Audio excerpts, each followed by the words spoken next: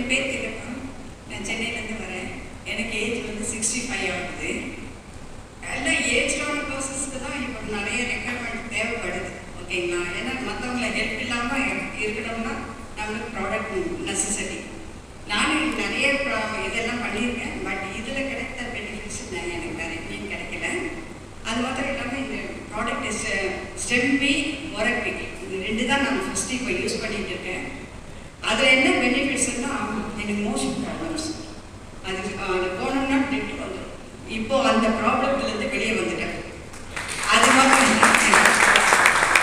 இல்லாமல் எனக்கு sugar level அதிகமாக இருந்தது, ப்ரெஷர் ஜாஸ்தியாக இருந்தது.